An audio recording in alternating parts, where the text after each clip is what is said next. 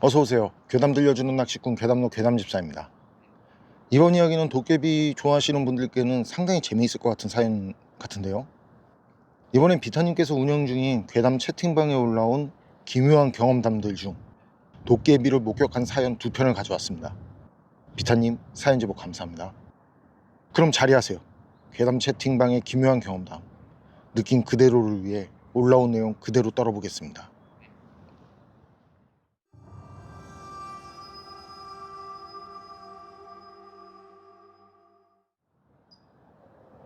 술 먹고 도깨비한테 맞아 죽을 뻔한 썰. 자, 그럼 이야기를 어디서부터 시작해야 할까?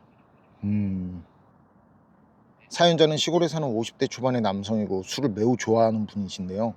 그날도 여느 때와 다름없이 술을 엄청 마시고는 시골 논밭 쪽으로 지나가는데 어떤 사람이 수박밭에서 수박을 미친 사람처럼 머리를 수박에 파묻다시피 해서 막 우걱우걱 먹더래요.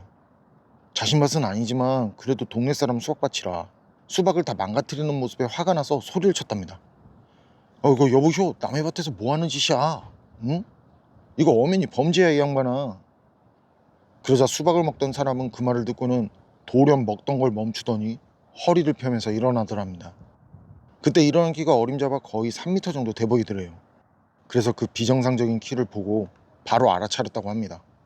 이거 사람이 아니구나. 그럼 저건 뭐지? 말로만 듣던 귀신? 도깨비인가? 괜히 말은 시켜가지고.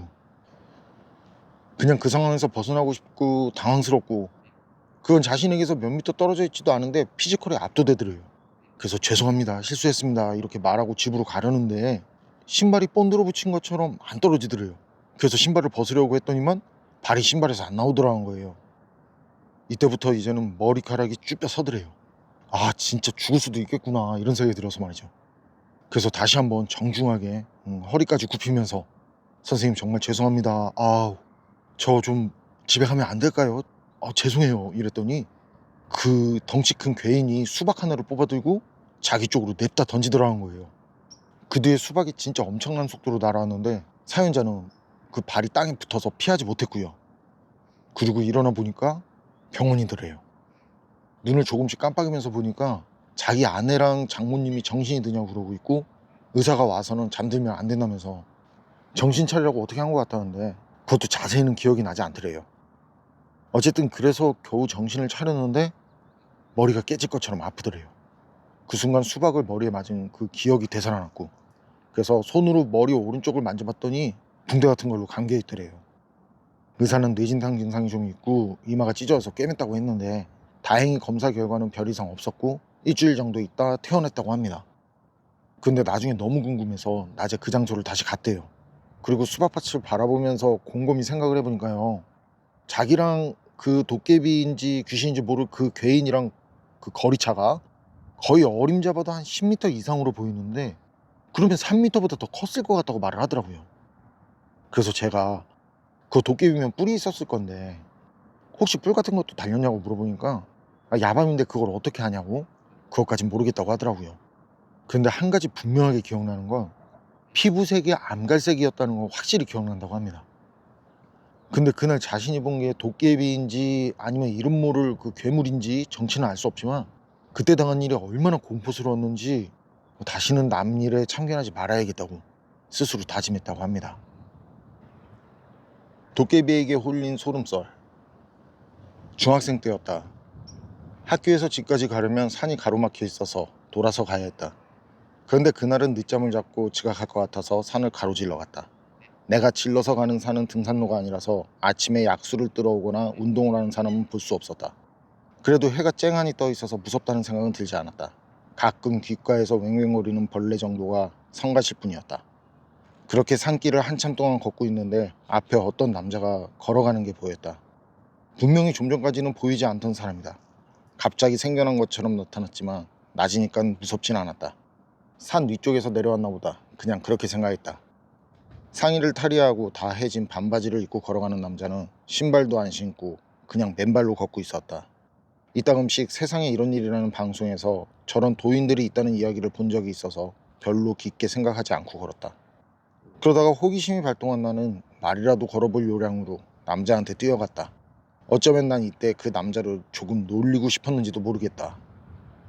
그렇게 남자를 향해 뛰어가는데 아무리 온 힘을 다해 뛰어도 희한하게 거리가 전혀 좁혀지지 않았다. 그제야 이상함을 느낀 나는 고개를 좌우로 돌려서 주변을 살폈는데 내가 아무리 걸어도 주변 풍경은 바뀌지 않고 계속 제자리 걸음을 하고 있다는 걸 깨달았다. 어린 나이였던 나는 순간 너무 놀라고 겁이 나서 허우적거리며 발버둥을 치다가 진짜 급격한 공포를 느껴서 기절했다. 일어나 보니 병원 천장에 불빛이 보였다. 내가 누워있는 곳 옆에는 부모님께서 나를 걱정스러운 눈빛으로 바라보고 계셨고 할머니가 정신이 들고 깨어난 듯한 나를 보더니 의사를 불렀다. 의사는 나를 확실하게 깨우려는 듯 나를 흔들면서 계속 말을 걸어왔다. 의사의 노력에 조금씩 정신이 들어왔고 난 할머니를 보자마자 엉엉 울었다. 나는 이날 다행히도 우연히 주변을 지나는 스님에 의해서 발견되었고 시간이 오래 지나지 않은 상황에서 병원에 실려왔다고 했다. 그래서 그날 본 것을 부모님과 할머니에게 울면서 말씀드렸더니 할머니가 손뼉을 치면서 말씀하셨다. 내가 아무래도 도깨비에게 홀린 것 같다고. 그런데 할머니 이야기를 듣고 나중에 진정이 되고 곰곰이 생각해보니 그 남자의 피부색이 연한 붉은색이었던 게 불현듯 떠올랐다. 왜 그땐 그게 이상하다 느끼지 못했던 걸까? 나이가 들어서 도깨비라는 드라마가 TV에 나오길래 문득 그때의 기억이 떠올라 검색을 해봤다. 그리고 그때 재밌는 사실을 알 수 있었다. 도깨비에 관한 이야기는 한국만 있는 게 아니고 일본에도 도깨비에 대한 전설이 있는 걸 알게 되었다. 그때 내가 본 것은 정말 도깨비였을까? 이 글을 쓰면서 다시 떠오른 한 가지. 피부색 말고도 키가 유난히 컸던 것도 생각이 났다. 한 3m는 되지 않았나 생각한다. 어릴 적 기억이라 확실하진 않다.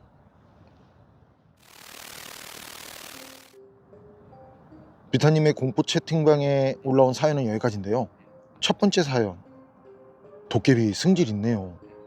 너의 수박 서리하다 걸리니까 수박을 던져. 와. 그리고 두 번째 사연. 지각할 것 같아서 산을 넘어가는데 앞에 누가 간다고? 그걸 따라가? 도깨비보다 더 장난기 많은 분이신 것 같아요. 어쨌든 이런 얘기들을 들으면 부모님께서 들려주신 도깨비 마을 얘기도 그렇고 다른 많은 분들이 보내주신 도깨비 관련 사연들도 그렇고 도깨비가 무슨 수 같은 걸 부리는 것 같네요.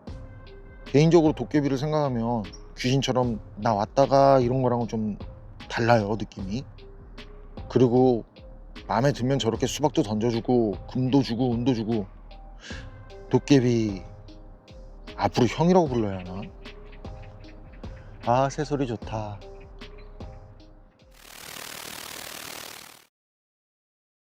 어서 오세요. 괴담 들려주는 낚시꾼 괴담노 괴담집사입니다. 이번 이야기는 일본 괴담 채널에 올라온 단편 괴담들 중 짧지만 강렬하게 기억에 남는 이야기들을 모아봤습니다. 그럼 단편님들 자리하세요. 일본 괴담 채널의 기묘한 이야기들 시작하겠습니다.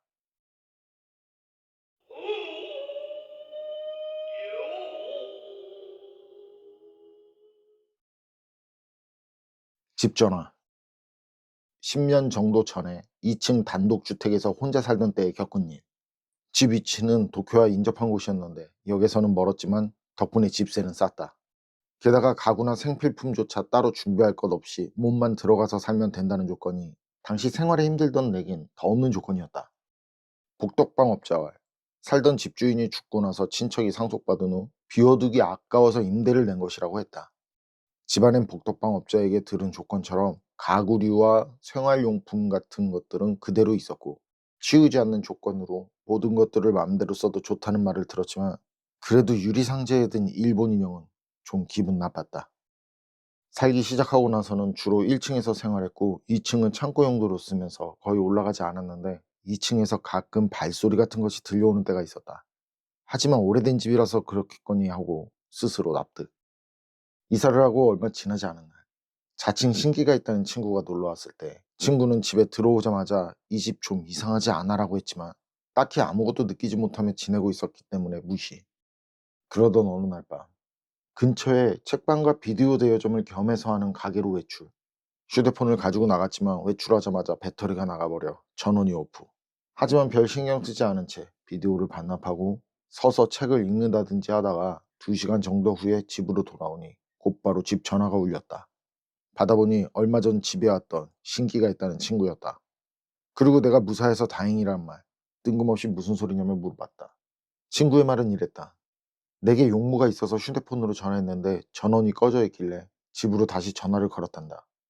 10번 정도 울려도 받지 않아 끊으려는데 이상한 노이즈가 섞인 소리가 들린 뒤 전화를 받더라는 말. 친구는 내가 전화를 받았다고 생각해 말을 걸었는데 아무 말도 하지 않더라는 말. 그래서 친구는 내게 무슨 일이라도 있는 건가 하고 생각하는데 갑자기 신음소리가 나더라는 말. 그것도 노인인 듯한. 그 신음소리는 20초 정도 이어지더니 전화는 우리 집 쪽에서 끊어버렸던 모양. 그 후 몇 번이나 걸어봐도 부재중으로 넘어가서 내가 쓰러져 있으면서 할아버지처럼 신음소리를 낸 거 아닌가 했다는 말이었다. 그래서 긴급 구조를 요청하기 전, 그리고 집으로 오기 전 마지막으로 전화한 걸 내가 받았다는 말. 나는 그 말에 순간 온몸에 털이 곤두섰다. 원래 집주인이 죽었다길래 병원에서 죽었을 거라고만 생각하고 있었는데 집주인, 이 집에서 죽은 걸까? 하는 생각이 들었기 때문. 이후 형편이 되지 않아 어쩔 수 없이 그 집에서 2년 정도 더 살았지만 가끔 그렇게 누군가 대신 전화를 받고 신음하는 것 외엔 그다지 크게 이상한 일은 일어나지 않았다. 병실을 빠져나온 아저씨. 어느 날 외출할 일이 있어 영 매표소를 향해 가고 있었다. 도중에 뒤에서 누군가 말을 걸어 돌아보니 50대 정도의 아저씨가 서 있었다. 아저씨의 이야기를 요약하자면 이랬다. 자신은 목수 두 편수다. 사정이 있어 입원 중인데 입원 전까지 짓던 집의 상냥식이 오늘이다. 병원 직원들에게 들키면 못 가게 말리기 때문에 말없이 살짝 몸만 빠져나왔다.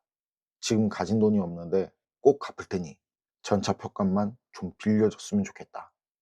그리고 이야기 끝에 확인해도 좋다는 말을 하면서 입원해 있는 병원명, 병실 번호, 자신의 이름이 사토시라는 것까지 알려줬다.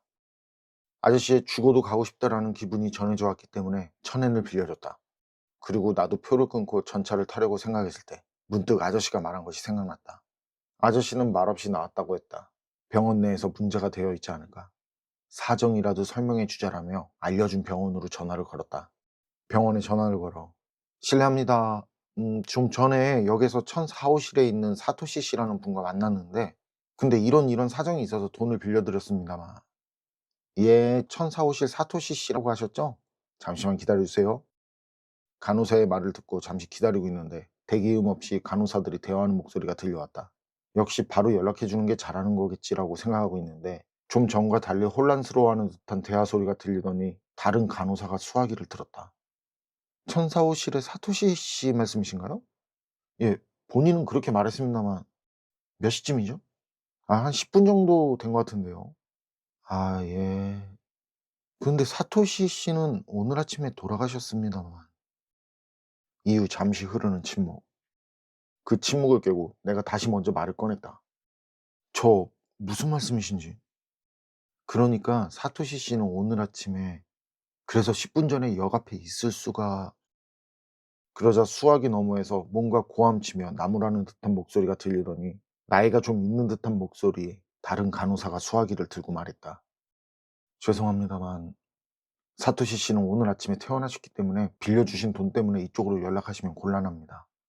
아, 그 돈을 받으려는 게 아니라 말도 없이 병원을 나왔다고 해서요. 혹시나 병원 쪽에서 걱정할까 봐 연락드린 겁니다. 어쨌든 퇴원했더니 잘 됐네요. 예, 퇴원하셨습니다. 저 일부러 연락까지 주시고 감사드립니다. 아닙니다. 그럼 실례하겠습니다. 이후 나는 더 이상 아무 말도 하지 않고 전화를 끊었다. 푼돈 사기꾼이 신분을 숨기기 위해 도용한 사람이 우연히 죽은 사람이었는지 죽은 본인이었는지는 영원한 수수께끼로 남게 됐지만 그 사람 나에게 말한 것처럼 상냥식에 갔다면 좋겠다 라고 생각했다. 말도 안 되게 깊은 산속에서 만난 가족. 산행이 취미였기에 길이 없고 사람이 들어가지 않는, 한마디로 말하면 산나물 채취하러 다니는 것처럼 산을 누볐다. 그래서 신기한 것도 가끔 보게 된다. 예를 들면 새하얀 사냥이라든지 어른 크기만한 독수리라든지. 하지만 제일 놀라웠던 건 그것이었다. 일가족을 만난 일. 일반 사람은 잘 가지 않는 산 깊은 곳에서. 그날은 미야기, 야마가타, 아키타 이 세 현의 경계를 걷고 있었다. 큰 너도 밤나무가 많이 자라고 있는 숲이었기에 많이 어두웠지만 반면에 걷기는 쉬운 숲. 그렇지만 길이 있는 건 아니기 때문에 산나물 채취하러 다니는 지역민이나 나처럼 GPS를 휴대한 사람밖에 올 수 없는 장소. 그런 작은 능선을 걷고 있는데 능선 아래를 흐르는 작은 계곡가에 사람이 서 있는 것이 보였다. 처음에는 게루 낚시를 하고 있다고 생각했다. 거리는 100m 이상 떨어진 먼 거리였기 때문에 확실히 보이지는 않았지만 그래도 사람이 4명이라는 것은 알 수 있었다. 게다가 두 사람은 아동인 듯했다. 그런데 그 광경, 아무래도 불길한 예감이 전해왔다. 누가 봐도 자연스럽게 설마 비극적인 선택을 하려는 것인가 하는 그런 생각을 갖게 만드는 광경이었다. 일가족이 모두 비극적인 선택을 하려는 것인가? 그렇다고 해도 이런 곳까지 올 필요는 없을 텐데. 게다가 아이들이 걸어서 이 깊은 산까지 오는 건 무리. 내키지는 않았지만 가지고 있던 쌍안경으로 살펴봤다. 네 사람은 내게 등을 지고 서 있었다. 두 사람은 예상대로 역시 아동, 다른 두 사람은 성인 남자와 여자. 얼굴이 보고 싶어서 잠시 지켜봤지만 전혀 움직이지 않았다. 누군가가 나쁜 장난으로 마네킹을 세워놨나 싶을 정도였다. 해서 나는 그곳에 가보기로 했다. 왜냐면 앞에 언급한 것처럼 일가족이 집단으로 비극적인 선택을 하려는 가능성도 있기 때문에. 그렇다면 말려야 한다고 생각했던 것이다. 그래서 조용히 다가갔다. 알아채게 되면 도망간다든지 최악의 경우 계곡물로 뛰어든다면 감당이 안 되기 때문에. 그런데 들키지 않게 바로 근처까지 가보고서야 알게 됐다. 정말 마네킹이었다. 성인 마네킹 두구와 아동 마네킹 두구의 옷을 입히고 그곳에 세워져 있었다. 그 모습을 보니 어처구니가 없는 동시에 한기가 느껴졌다. 지금 내 눈앞에 마네킹이 있다는 건 이 짓거리를 한 놈이 있다는 뜻이고 그런 놈은 절대로 제정신일 리가 없겠다는 생각. 마네킹 얼굴 쪽으로 돌아가 보니 각각의 마네킹에는 페인트로 이름이 적혀져 있었다. 그리고 이상한 흔적들. 마네킹 몸에는 작은 구멍들이 많이 나 있었다. 산탄총으로 쏜 흔적 같았다. 그리고 그 짓거리의 끝판왕은 아동 마네킹의 이마에는 가타칼날이 꽂혀 있었던 것이다. 그냥 말로 듣는 입장이라면 그게 뭐 어때서라고 할 수 있을지도 모르겠다. 분명 그런 사람도 있을 거라는 생각이 든다. 하지만 그 깊은 산속에서 혼자 있는 상황의 그 끔찍한 모습, 정말 무서운 광경이었다. 사는 계획을 포기하고 바로 하산했다. 정말이지 지금 생각해도 그건 무서운 목격이었다. 마네킹도 이상하지만 그것까지 어떻게 운반했을까? 한 개라면 그렇게 무겁지 않더라도 그건 부피가 커서 절대로 두 번, 세 번 왕복하지 않으면 안 될 일인데 혼자가 아니라면 여럿이었던 걸까? 그 끔찍한 짓을 한 것들이 여럿. 인적 드문 깊은 산에서 작년에 겪은 일이니 아직도 그대로 있을 것 같다. 목격자.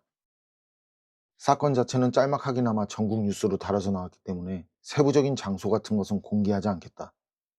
그 일은 자가용으로 드라이브 여행 중에 일어났다. 휴가를 이용해 부부끼리 오붓하게 여행을 즐기며 다음 목적지로 가고 있을 때 그 일이 일어났다.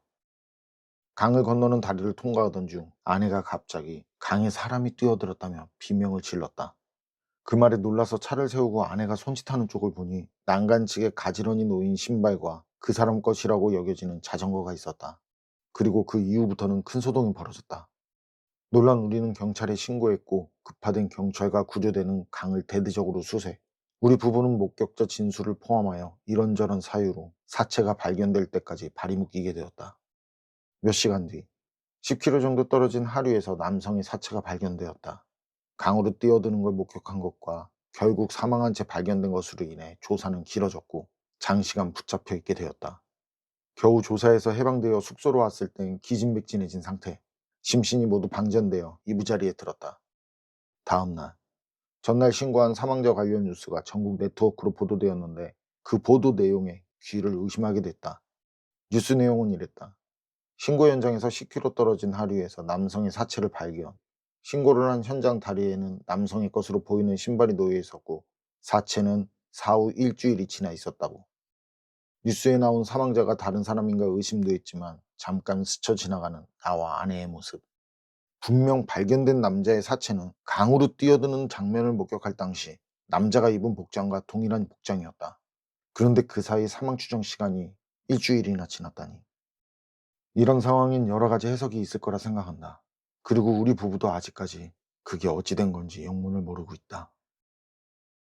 담력 시험하러 갔을 때 20년 전 북해도의 대학에 다니던 시절 당시 거주하고 있던 현의 유명한 신명명소로 친구 몇 명과 담력 시험하러 갔을 때의 일. 신명명소에 도착했을 때 휴대전화로 본가에 계신 아버지에게서 전화가 왔다. 전화를 받으니 아버지는 거기서 당장 나와서 집으로 돌아가라고만 말하고 바로 전화를 끊었다. 본가는 그곳에서 1000km 이상 떨어져 있고 당연히 아버지에게 그곳에 간다는 얘기는 하지 않았었다. 갑자기 무서워졌고 친구들에게 얘기하니 친구들도 쫄아버려 도망치듯 돌아왔다.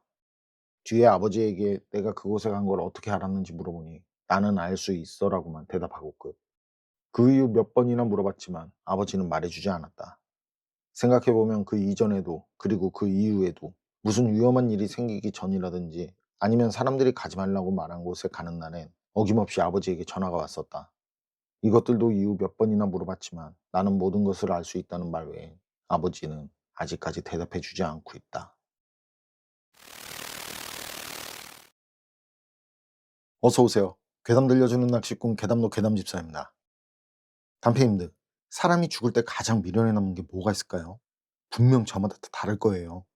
저는 물건 같은 것들이라면 암만 아끼던 것들도 죽고 나면 쓰레기가 되겠구나 싶거든요. 저한테는 소중하고 필요한 거지 다른 사람도 그렇게 느끼진 않을 테니까요. 그렇잖아요? 그래서 그런 것들은 진짜 아깝다는 생각이 든다거나 미련이 생기지 않는데, 그런데 남겨지는 제가 사랑하는 사람들을 생각하면 만약 제 아내한테 제가 없으면 어쩌나 하는 그런 생각. 남기고 가는 사람의 마음과 남겨지는 사람의 마음. 미련이네요. 이번 이야기는 요재지에서 저승과 관련된 두 가지 이야기를 가져왔습니다. 그럼 자리하세요. 보송령의 요재지 시작하겠습니다.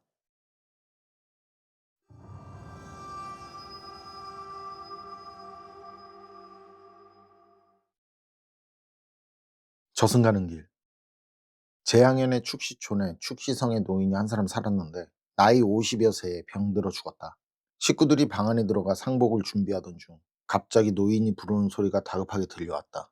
사람들이 관이 있는 곳으로 달려갔더니 노인은 벌써 다시 살아나 있었다. 식구들이 기뻐하며 안부를 묻는데도 노인은 그저 자기 부인만 바라보며 이렇게 말했다. 내가 아까 길을 떠날 때는 그 무엇도 애석한 것이 없어 다시는 돌아오지 않을 심산이었소.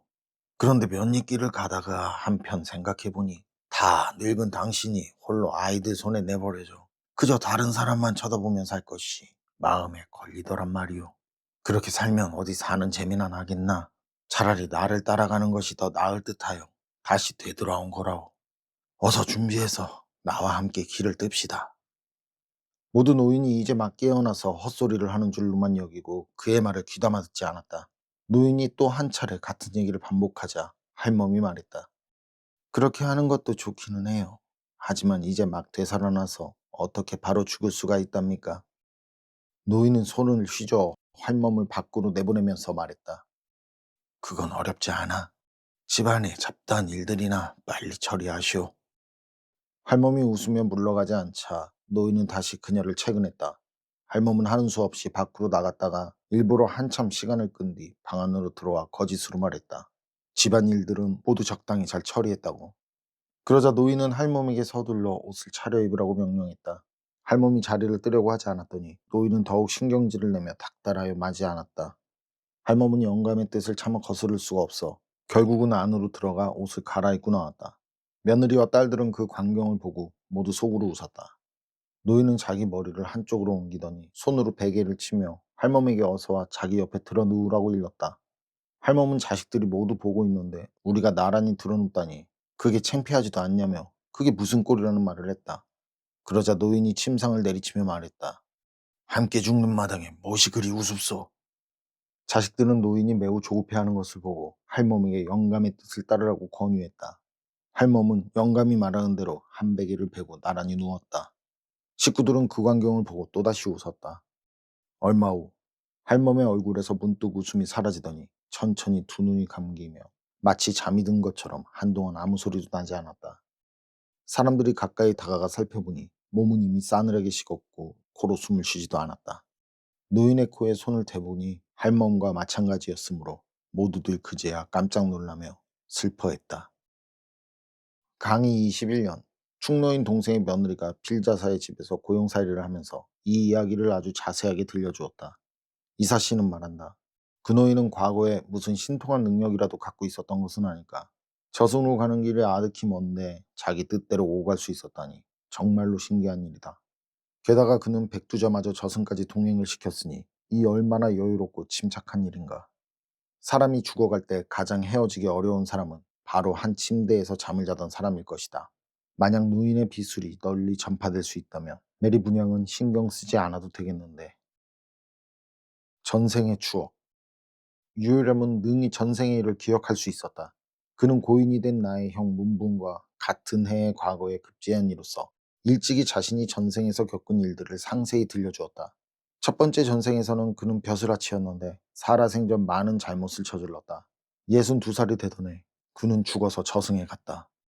처음 염라대왕과 상면했을 때는 염라대왕도 그를 향리의 원로로 대우하며 예의를 갖추고 자리에 앉히고 차두곤 했다. 그가 염라대왕의 찻잔을 실컷 훔쳐보았더니 찬물이 맑고도 투명한 것이 자신의 잔에 든 것과 같은 뿌연 막걸리 빛깔이 아니었다. 그는 내심 이것이 바로 사람이 죽은 뒤 과거를 잊게 만든다는 비혼탕이 아닌가 하는 생각이 들었다. 이리하여 그는 염라대왕이 다른 곳을 쳐다보는 사이 찬물을 탁자 귀퉁이에 쏟아버리고 짐짓 다 마신 것처럼 위장했다. 잠시 뒤 염라대왕은 그의 과거 악행이 기록된 장부를 들춰보고 잔뜩 화를 내더니 사자들에게 그를 끌어내 말로 변하게 하라는 명령을 내렸다. 사자들은 곧 그를 결박지어 어디론가 끌고 갔다. 마침내 그들은 한 민가에 다다랐는데 문지방이 대단히 높아 넘어갈 수가 없었다. 이리하여 그가 나가지도 물러서지도 못한 채 우물거리는 사이 사자들은 그를 향해 있는 힘껏 회초리를 휘둘렀다. 그는 참을 수 없는 고통에 앞으로 고꾸라졌다. 그가 문득 주변을 돌아보니 자신은 어느새 말구유 아래 누웠는데 누군가 이렇게 말하는 소리가 들려왔다. 검정말이 망아지를 낳았어요. 오, 순놈이네. 그는 자신에게 무슨 일이 일어났는지 명확히 깨달았지만 안타깝게도 말을 할 수가 없었다. 게다가 참기 어려운 허기까지 몰아치는 바람에 하는 수 없이 앞말에게 매달려 젖을 빨았다. 4, 5년이 지나자 그는 우람한 덩치에 명마로 자라났다. 하지만 언제나 회초리가 무서워 채찍을 보기만 하면 무서움에 가만히 있지 못하고 날뛰곤 하였다. 주인이 탈 때는 반드시 장리를 두르는 데다 고삐도 천천히 재어 그다지 힘들지는 않았다. 하지만 노복들이나 마부가 다를 때면 안짱도 얹지 않고 단지면서 양발의 복사뼈로 자신을 때리는데 그 고통이 심장까지 찌르고 울릴 정도였다. 참을 길 없는 분노에 휩싸인 그는 결국 사흘 동안 먹이를 먹지 않다가 저승길로 들어섰다. 명부에 닫혀 염라대왕은 벌받을 기한이 아직 다 차지 않은 것에 대해 수상히 여기더니 그가 고의로 형벌을 기피하려 든다며 말가죽을 벗기고 개로 환생하는 벌을 내렸다. 그는 기가 막혀 어쩔 줄 모르면서 떠나가지 않으려 발버둥을 쳤다. 하지만 저승의 사자들이 호된 매질을 가하자 아픔을 참지 못하고 들판으로 달아났다. 차라리 죽는 것이 낫겠다는 생각이 들자 그는 터질 듯한 분노에 절벽으로 몸을 던졌다. 그리고 땅바닥에 나뒹굴었는데 순간 몸을 일으킬 수가 없었다. 다시 주변을 돌아본 그는 개구멍에 엎드린 자신을 발견했다. 어미개가 혓바닥으로 몸뚱이를 핥으며 젖을 물려주었으므로 그는 자신이 벌써 인간 세상에 태어난 것임을 깨달을 수 있었다. 어느 정도 몸통이 굵어진 뒤에는 똥오줌을 보면 더러운 줄을 알면서도 그 냄새가 향기롭게 느껴지곤 하였다. 하지만 그는 결단코 입에 대지 않기로 자신에게 굳건히 맹세했다. 한 해가 지난 다음부터는 늘 울분에 휩싸여 마음 편할 날이 없었고 언제나 죽고 싶을 따름이었다. 하지만 또다시 형벌에서 도망쳤다는 죄를 뒤집었을 것이 두려웠다. 게다가 주인은 또 자신을 귀여워해 잡아먹을 생각도 하지 않았다. 그는 개팔자를 벗어나고자 깨를 써서 일부러 주인에게 달려들었고 주인 허벅지의 살점을 한 움큼이나 물어뜯었다. 주인은 노발대발하면서 그를 몽둥이로 때려 죽이고 말았다. 염라대왕은 그가 죽은 까닭을 신문하다 그 포악한 행동에 화를 내며 곤장을 수백 대나 때리고 아울러 뱀으로 태어나는 벌을 내렸다. 그가 갇힌 감옥은 매우 깊숙한 장소라서 컴컴하기만 할 뿐 햇볕이 전혀 들지 않았다. 너무나 답답했던 그는 벽을 타고 기어올라가 지붕에 구멍을 뚫고 바깥으로 나왔다. 다시 자신을 돌아보니 어느새 풀숲 사이를 누비는 뱀으로 변한 것이 확실했다. 그는 살아있는 생물은 먹지 않겠다고 맹세했고 배가 고프면 늘 나무 열매나 씨앗 등을 삼키며 나날을 보냈다. 1년여가 지나도록 그는 언제나 죽고 싶은 마음뿐이었다. 하지만 자살도 안 돼. 사람을 해치는 일은 더욱 안 돼. 아무리 죽고 싶어도 적당한 방법을 찾아낼 길이 없었다. 하루는 그가 풀숲 사이에 누워있는데 떨그럭떨그럭 수레바퀴 소리가 들려왔다. 그는 옳다구나 몸을 움직여 재빨리 길 한가운데로 나간 뒤 바닥에 가로누웠다. 수레가 덮치며 지나간 자리에 그는 두동강이로 토막난 채 남았다. 저승에 너무 빨리 나타난 것을 의아하게 여기는 염라대왕 때문에 그는 땅바닥에 엎드려 사실을 자복하지 않을 수 없었다. 염라대왕은 그가 죄 없이 피살된 점을 고려하여 용서를 결정하였고 기한이 차며 다시 인간으로 환생해도 좋다고 허락했다. 그렇게 해서 태어난 이가 바로 유효렴이었다. 유공은 나면서부터 말을 할 줄 알았고 문학서적이나 역사서를 한번 훑기만 하면 그 자리에서 줄줄 암송하곤 하였다. 신유년에는 과거에 합격하여 거인까지 되었다. 유공은 언제나 다른 이들에게 승마를 즐길 때는 반드시 장리를 두껍게 두르라고 권유했다. 양다리로 얻어맞는 아픔이 회초리보다 훨씬 심하다는 것이 그 까닭이었다. 이사씨는 말한다. 털북숭이에 뿔이 난 짐승 중에서도 왕우장상처럼 귀한 이들이 끼어 있었구나. 까닭이야 물론 그들 가운데 털나고 뿔 달린 치들이 없지 않기 때문이랬다. 이런 때문에 비천한 이가 선행을 쌓은 것은 꽃을 보고자 씨앗을 뿌린 것 같으며, 신분 높은 이들이 착한 일을 하는 것은 이미 핀 꽃에 배토를 잘해 뿌리를 튼튼히 감싸는 일과도 같다. 씨앗을 뿌리면 자라 꽃을 피울 것이요, 배토를 잘하면 꽃나무의 생명이 오래갈 것이다. 만약 선행을 쌓지 않으면 장차 소금 수레처럼 무거운 짐을 끌면서 굴레와 고삐의 통제를 받는 말로 태어날지니, 그래도 착한 일 하기를 몰라라 하며 거기서 더 나아가 대소변을 핥아먹고 보신탕으로 둔갑하는 개로 태어날 것이다. 그런데 또 착해지길 모른 채 하면 온몸의 비늘을 뒤집어 쓰고 학이나 황새의 뱃속이나 채우는 뱀으로 태어나기 마련이랬다.